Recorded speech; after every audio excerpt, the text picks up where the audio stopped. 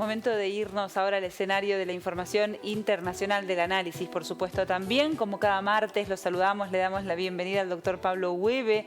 Lo estamos viendo, lo recibimos hoy con un escenario distinto, muy angelical. Pablo, ¿cómo le va? Buenas tardes. ¿Qué tal? Muy buenas tardes. No, estar al aire libre, aunque sea una vez de vez en cuando. Mi saludo para usted, para Pablo, para el personal de Canal 13, para toda la teleaudiencia. Y muy feliz cumpleaños para Pablo Ferrari. Bueno, le vamos a hacer extensivo el saludo. Se está riendo, pero no acá, en control de esta alusión que yo hago al entorno angelical, con el cielo de fondo. Bueno, Pablo, como cada martes, la idea es recorrer el escenario internacional. Hoy vamos a empezar por Medio Oriente, por supuesto, porque allí el conflicto continúa. Bueno, consultarle cuál es el escenario, cuál es el rol de Estados Unidos y de los países árabes en este momento. Hay muy malas noticias, lamentablemente, Marina. En primer lugar, porque aunque parezca una paradoja, la explosión que se produjo en el hospital en la Franja de Gaza el día 17 de octubre, pese a que ya prácticamente todas las pruebas demuestran que fue un misil fallido del grupo Hamas, todo el mundo árabe, absolutamente todo el mundo árabe, inclusive los dos aliados de Israel y Estados Unidos, Egipto y Jordania, se han puesto directamente en la vereda del frente de Israel. De esta manera, cancelaron también una entrevista que iba a haber con el presidente Joseph Biden de Estados Unidos en ese frustrado viaje de la semana pasada. Joseph Biden terminó pidiéndole a Netanyahu que por favor tenga prudencia y que no ingrese físicamente a la Franja de Gaza, lo que fue rechazado por el premier Netanyahu. Quien se está restregando las manos y quien está diciendo mejor imposible son Irán, Rusia y China. ¿Por qué?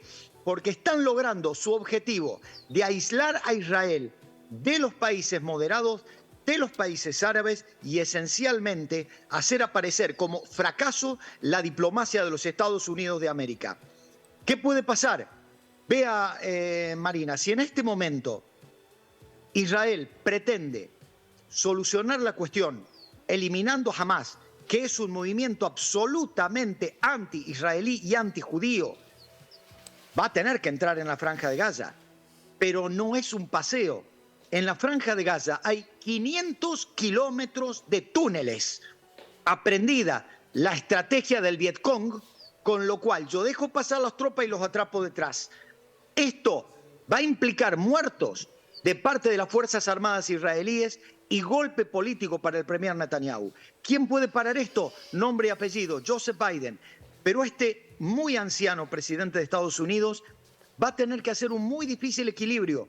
Primero, volver a tener credibilidad en los países árabes. Segundo, tener la fuerza para evitar que Rusia se involucre junto a Irán a partir de que el Hezbollah, el movimiento libanés, que ya está haciendo acopio de fuerzas en la frontera del Líbano con Israel, aproveche el movimiento en que Israel se meta en Gaza para obligar a Israel a un segundo frente. Y yo le pregunto, Marina, si se da esa hipótesis, esa circunstancia, y si Irán ataca, además, usted sabe que Irán tiene bombas atómicas. Irán no las puede, Israel no las puede utilizar.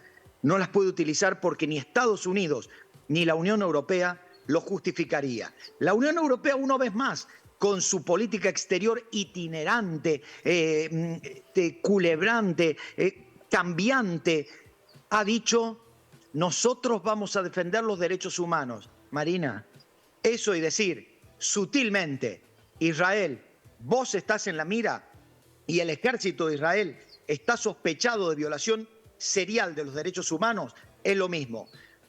Lamento ser pesimista, Marina, no veo ninguna solución a corto plazo.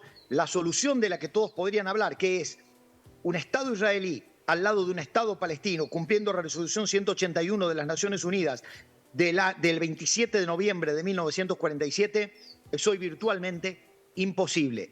Imposible por culpa de Israel, de los gobiernos de derecha, pero imposible por la división del lado palestino, porque también hay que decirlo, si se ha llegado a esta situación, ha sido por la inoperancia de la Autoridad Nacional Palestina, que prefiere la corrupción comiéndose el dinero los 5.000 millones de euros que le manda por año la Unión Europea sin poder mejorar las condiciones de vida de los palestinos en Cisjordania, y del antijudaísmo, del antisemitismo que tiene el movimiento Hamas, financiado por Irán, y que tiene aún en su carta organizativa el de destruir al Estado de Israel.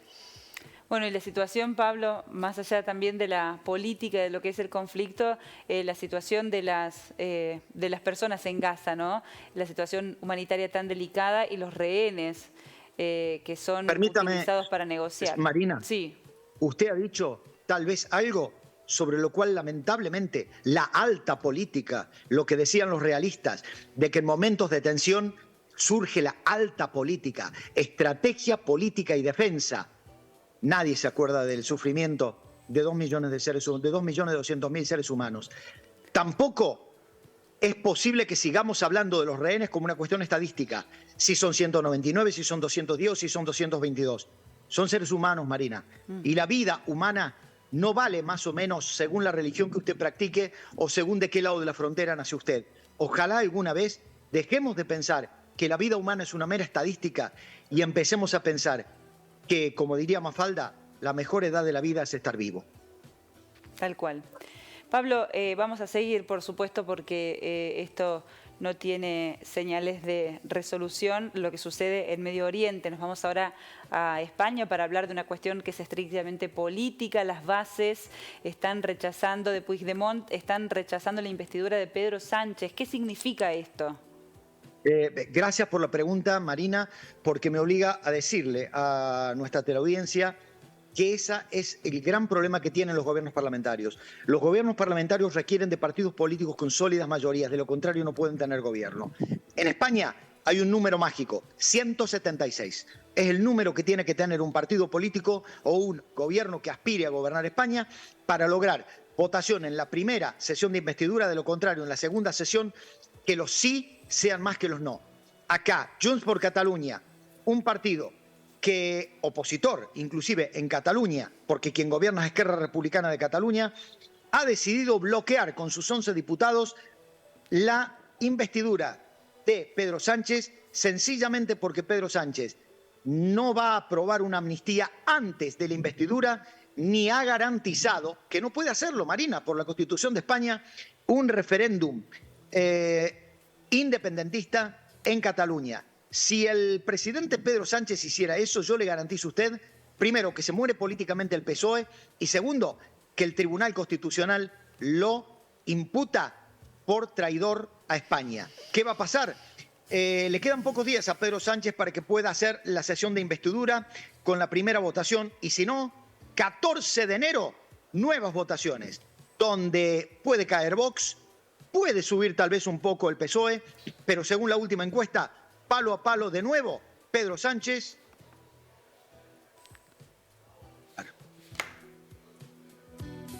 Bueno, lo perdimos a Pablo Hueve. Pablo, ¿nos escucha? Yo escucho, sí. Marina, ¿ustedes a mí? Paridad, Pedro Sánchez, ¿sí? Y Alberto Núñez Feijóo del Partido Popular. Hoy por hoy tendrían el 32,5 cada uno. Una buena noticia. Vox cae del tercer puesto al cuarto puesto y sube la izquierda de Sumar del cuarto al tercer puesto. Espero que el PSOE haya aprendido la lección y que deje de humillar y traicionar a sus aliados de la izquierda. Muchísimas gracias, Pablo, por estar esta tarde con nosotros. Ha sido un gusto, como siempre, como cada semana. No, por favor, y apostemos a la paz. Ojalá alguna vez la dirigencia política entienda que más allá de quedar en la historia por haber ganado una guerra, sería preferible, tal vez, no quedar en la historia, pero sí que se lo recuerde, como pedía Arturo Frondizi para su tumba. Fue un ser humano que amó el género humano. Un abrazo, Pablo. Hasta la semana que viene. A ustedes. Nos vemos. Nos vemos.